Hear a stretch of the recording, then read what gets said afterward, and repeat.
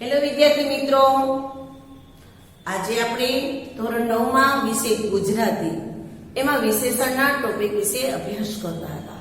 તો વિશેષણ એટલે શું, વિશેષણના કેટલા પ્રકાર છે, એમાં સ્વરૂપની દ્રષ્ટિએ, અર્થની દ્રષ્ટિએ અને સ્થળની દ્રષ્ટિએ વિશેષણના પ્રકારની પણ વાત કરી હતી. એમાં પહેલા સ્વરૂપની દ્રષ્ટિએ જે ભણી ગયા એમાં વિકારી અને અવિકારી વિશે ભણી ગયા, એવા વિશેષણ હતા. જ્યારે બીજું જોઈએ કે અર્થની દ્રષ્ટિએ વિશેષણ, એમાં આપણે ગુણવાચક વિશેષણ ભણી ગયા અને સંખ્યાવાચક વિશેષણ ભણી ગયા. આજે આપણે અર્થની દ્રષ્ટિનો ત્રીજો ટોપિક છે, ત્રીજો પ્રકાર છે સાર્વનામિક વિશેષણ. તો તેના વિશે આજે આપણે અભ્યાસ કરવાના છીએ. વિદ્યાર્થી મિત્રો, આગળ જે વિશેષણ ભણી ગયા છે એ તમે એનું પઠન કરતા જ રહેજો, વાંચતા જ રહેજો, તો આ તમને ભૂલાશે નહીં. તો આજે આપણે આ ત્રીજો પ્રકાર છે સાર્વનામિક વિશેષણ, તેનો આજે આપણે અભ્યાસ કરવાના છે. તો સૌપ્રથમ જોશું તેની વ્યાખ્યા શું હોય. તો તેની વ્યાખ્યા છે જે વિશેષણ સર્વનામ તરીકે વપરાયેલું હોય અને તે પદના અર્થમાં વધારો કરતું હોય તો તેને સાર્વનામિક વિશેષણ કહેવાય. સાવ યાદ રાખવા જેવું ઈજીમાં ઈજી છે કે સર્વનામ તરીકે જે વપરાયેલું હોય એ પદના વધારો કરતો હોય, પદના અર્થમાં વધારો કરતો હોય તો તેને સાર્વનામિક વિશેષણ કહેવાય. આપણે જોઈએ કે તેના થોડાક સૂચક શબ્દો આપેલા છે. તો સૂચક શબ્દો કયા કયા હોઈ શકે? આપણને ખબર છે કે સર્વનામમાં શું વપરાય છે, તો કે આ પહેલા આપણે ધોરણ 8 માં પણ અભ્યાસ કરતા જ હોય છે ત્યારે વાત કરેલી હોય. પણ સાર્વનામિક જે છે એના જે સૂચક શબ્દો આપણે કયા કયા હોય, કયા શબ્દો એના બદલીમાં વપરાયેલા હોય, તો કે તેઓ, તેમની, પારકી, અમારો, અમે, તમે, આપણી, આપણું, આ, તે, પેલા, જેવા, તેવા વગેરે એવા ઘણા બધા સૂચક શબ્દો આપણે લઈ શકીએ છીએ કે જેમાં આનો ઉપયોગ થયેલો હોય એટલે તરત તમને શોધતા વાર ના લાગે, તમે તરત જ કહી શકો. હવે આપણે જોઈ કે આવા ઉદાહરણ હોય તો આપણે ઉદાહરણોમાં કેવી રીતે એને લઈ શકીએ. તો પહેલા જોઈએ કે આ જે સૂચક શબ્દો છે એના આધારે ઉદાહરણ લઈ લઈએ આપણે. ત્યાર પછી આપણે સાર્વનામિક વિશેષણના પ્રકારો પણ જોશું, પણ પહેલા આના આપણે ઉદાહરણ લઈ લઈએ છીએ. કે અહીંયા આપણે કીધું કે આપણું સાર્વનામિકના ઉદાહરણ છે. ઉદાહરણ એટલે આપણું રાજ્ય પ્રગતિશીલ રાજ્ય ગણાય છે. તો આપણે એમ લખી શકીએ આપણું રાજ્ય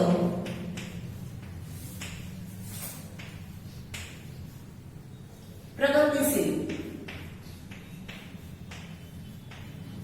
રાજ્ય છે.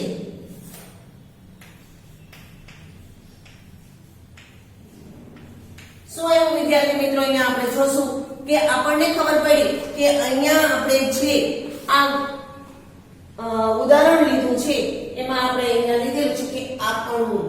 તો સાર્વનામિક શું થયું છે? આપણું. બરાબર. હવે બીજું ઉદાહરણ લઈ લઈએ આપણે. આમાં તમે, આવા સૂચક શબ્દો આપેલા છે, તેના પરથી તમે પણ તમારી રીતે વગર પુસ્તકના પણ ઉદાહરણો બનાવી શકો છો. તો આપણે અહીંયા એવું છે કે પેલા, તો આપણે લઈ પેલા બગીચામાં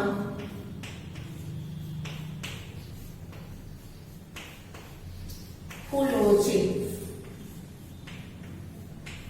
શું છે કે ફૂલો છે. મળી ગયું આપણને? તો કે હા, પેલા છે એ આપણે શું લઈ લીધું? એનું સાર્વનામિક છે વિશેષણ, એ આપણે કહી શકીએ. ત્યાર પછી તમે છે એ લઈ આપણે. આમાં છે તમે, અમે, ગમે તેવું આપણે લઈ શકીએ. તો આપણે તમે વાળું લઈએ. બરાબર.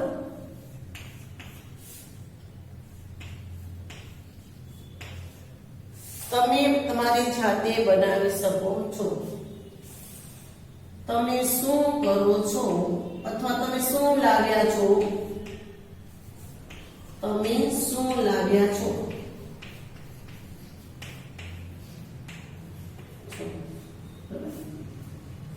તમે છે તો તમે શું કહી શકશો કે આ સાર્વનામિક વિશેષણ છે. તો આપણે આવા ઉદાહરણોથી બનાવી શકાય છે.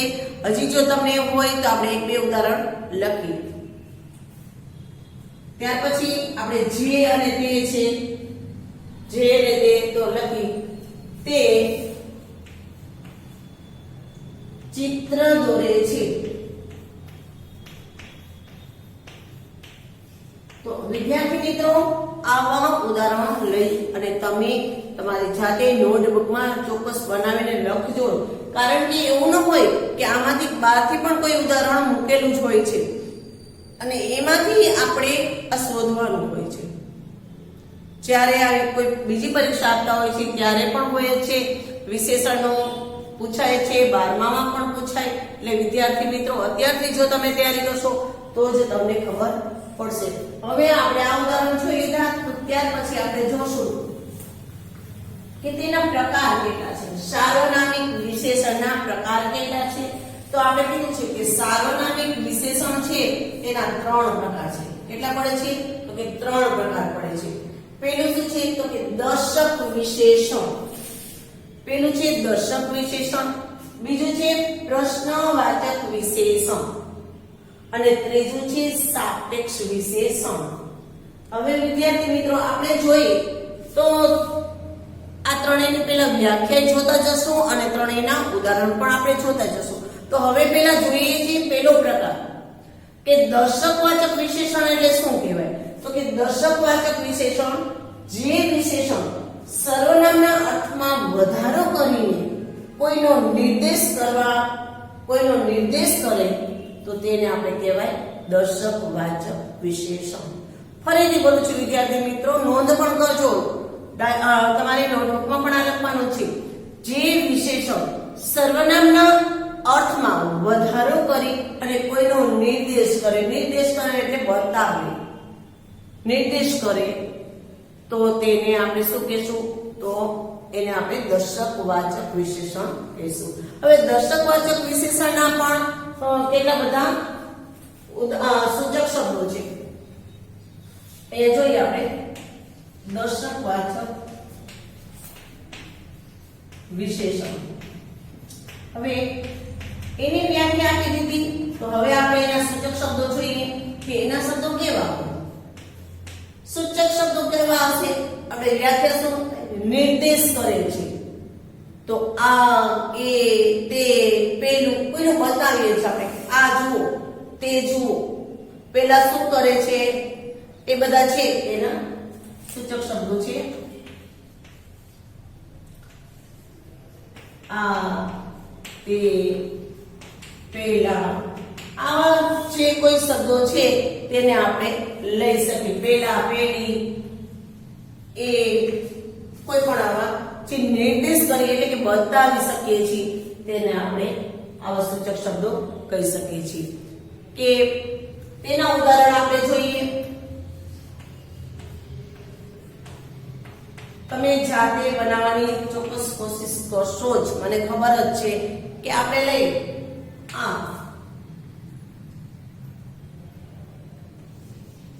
આ બગીચો સુંદર છે. કયો બગીચો? આ બગીચો. નિર્દેશ કરે છે, આ બગીચો સુંદર છે. તો જે એમાં આ બતાવેલું છે એ શું આવશે? તો કે દર્શકવાચક વિશેષણ. વિદ્યાર્થી મિત્રો, બીજું આપણે એક ઉદાહરણ લઈએ. એ ઉપરથી લઈએ અથવા તે ઉપરથી લઈએ. તે છોકરો હોશિયાર છે. હોશિયાર છે. કયો છોકરો? બતાવીએ છીએ, નિર્દેશ કરી છે કે તે છોકરો છે એ હોશિયાર છે. નિર્દેશ આપણે કરીએ છીએ એટલે કે તે છે શું આવશે? તો કે દર્શકવાચક વિશેષણ આવશે. તો હવે જોઈએ કે પેલા ખેતરમાં પાક લહેરાઈ રહ્યા છે. કયા ખેતરમાં? તો કે પેલા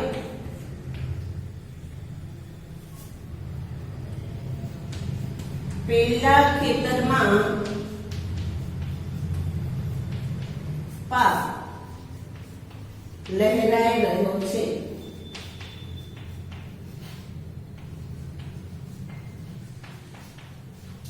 તો આ પણ શું થઈ જશે? તો દર્શકવાચક વિશેષણનું ઉદાહરણ છે. પેલા લીધું ને શું બધા પેલા કે જે આપણે બતાવીએ છીએ, નિર્દેશ કરીએ છીએ, તેને કહેશું પેલા.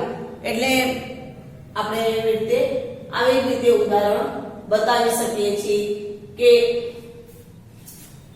આપણે એક ઉદાહરણ એ વાળું પણ લઈ લઈએ.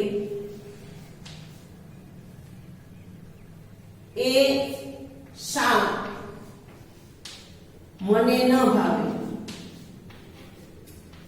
કઈ શાક? તો કે એ શાક દેખાડી. એ શાક છે મને નહીં ભાવે. એટલે આપણે જે બતાવીએ છીએ, નિર્દેશ કરીએ છીએ વિદ્યાર્થી મિત્રો, એને આપણે દર્શકવાચક વિશેષણ કહેવાય. એટલે ભૂલતા નહીં. તો હવે બીજા પ્રશ્નવાચક વિશેષણ આપણે જોઈએ છીએ કે પ્રશ્નવાચક વિશેષણ એટલે શું.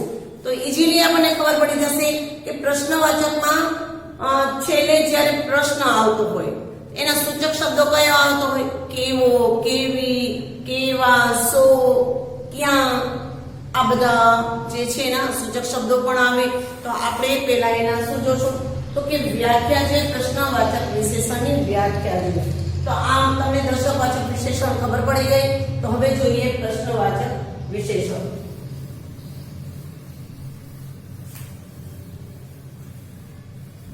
પ્રશ્નવાચક વિશેષણની વ્યાખ્યામાં છે જે વિશેષણ નામના અર્થમાં વધારો કરીને પ્રશ્ન પૂછવામાં ઉપયોગી થાય તો તેને આપણે પ્રશ્નવાચક વિશેષણ કહેવાય. ફરીથી વિદ્યાર્થી મિત્રો નોંધ કરવી તો કરી લેજો. જે વિશેષણ નામના અર્થમાં વધારો કરીને પ્રશ્ન પૂછવામાં ઉપયોગી થાય તેને પ્રશ્નવાચક વિશેષણ કહેવાય છે. હવે તેના સૂચક શબ્દો આપણે જોઈએ કે સૂચક શબ્દો શું છે. આ છે પ્રશ્નવાચક વિશેષણ. હવે આ પ્રશ્નવાચક વિશેષણના સૂચક શબ્દો હમણાં મેં તમને કીધું કે પ્રશ્ન પૂછતા હોય ને કયા કયા શબ્દો આવે એમાં આવે. તો ફરીથી કેવો, કેવી, શું, સો, આવા બધા જ છે એ આપણે એમાં નામ લખી શકીએ. કયું,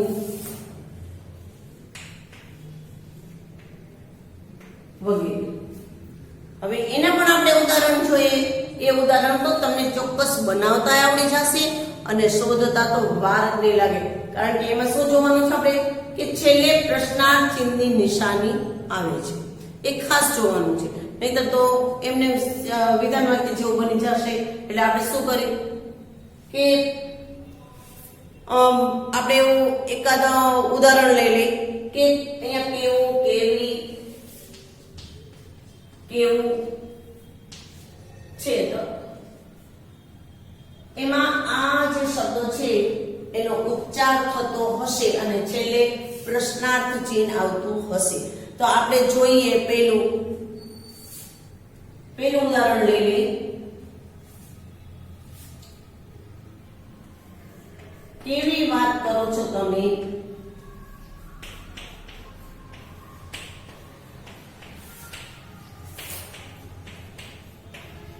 તમે કેવી પ્રશ્નાર્થ ચિહ્ન આવ્યું એટલે આપણે કેવી વાત કરો છો તો એ આપણે એને પ્રશ્નાર્થ ચિહ્ન મૂકી અને એને વાક્ય બનાવી દઈએ.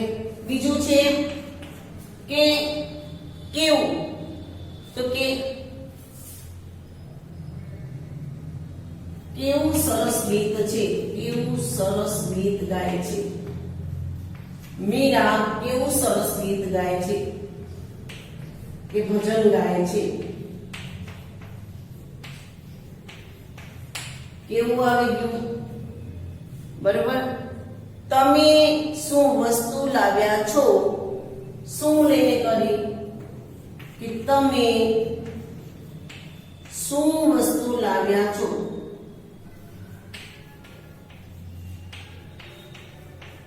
લાવ્યા છો. પ્રશ્નાર્થ અહીંયા આવી ગયું.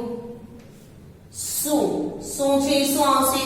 તો કે પ્રશ્નાર્થવાચકનો એક શબ્દ છે સૂચક શબ્દ, પ્રશ્નવાચક વિશેષણનો, જેમાં શું પણ આવે છે. તો વિદ્યાર્થી મિત્રો, આ જે ઉદાહરણ છે એ તમે તમારી રીતે સરસ બતાવજો. અહીંયા કહી શકો તમે શું જવાબ આપશો? તમે શું જવાબ આપશો?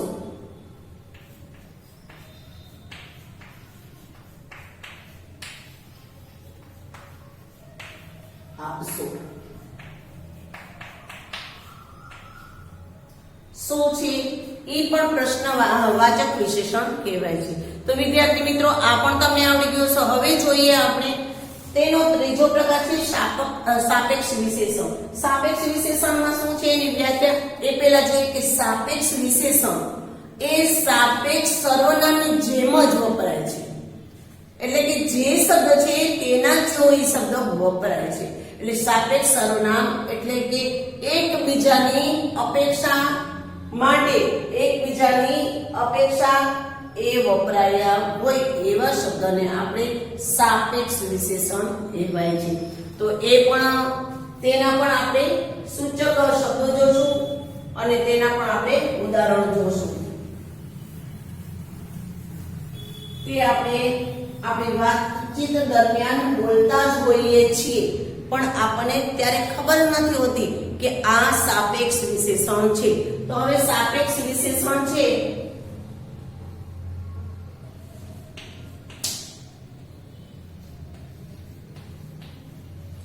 એના સૂચક શબ્દો જોઈએ.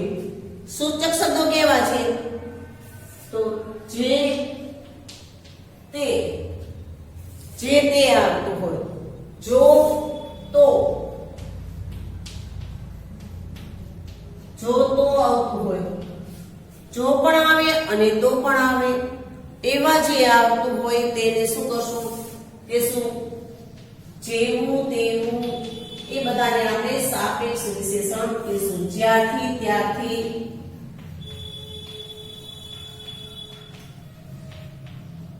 તો વિદ્યાર્થી મિત્રો, આવા જે શબ્દો છે એવા ઘણા બધા હોય છે.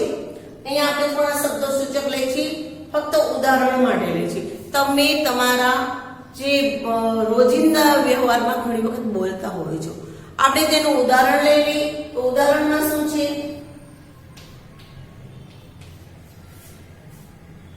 આપણે કહી શકીએ કે જેવો સંગ તેવો રંગ. જેવો રંગ તેવો સંગ. તમે આમાંથી ગોતી લીધું હશે કે જેવો અને તેવો. હવે જેવું તેવું લઈ, જેવો વાવો તેવું લણો, તેવું લણો. તો તમે અહીંયા પણ જોયું હશે કે આપણે બે લઈ લીધા કે જેવું વાવો તેવું લણો. આવા વિદ્યાર્થી મિત્રો આપણી પાસે ઘણા બધા બીજા પણ ઉદાહરણ હોઈ શકે છે. અને આપણે કે જ્યાંથી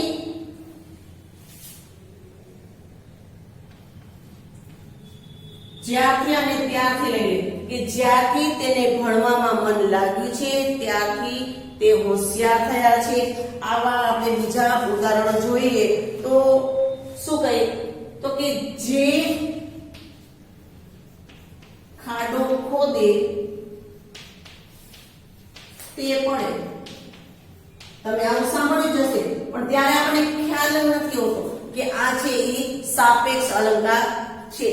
જ્યારે તમે આવશો ત્યારે હું જમીશ. આપણે ઘણી વખત પપ્પાને મમ્મીને વાત કરતા હોઈએ છીએ, અથવા મમ્મી પપ્પા પણ આપણને વાત કરે, જ્યારે તું આવીશ ને ત્યારે હું જમીશ, જ્યારે તું આવીશ ત્યારે હું જઈશ. આવી રીતે, બરાબર? જ્યારે તું આવીશ ત્યારે હું જમીશ.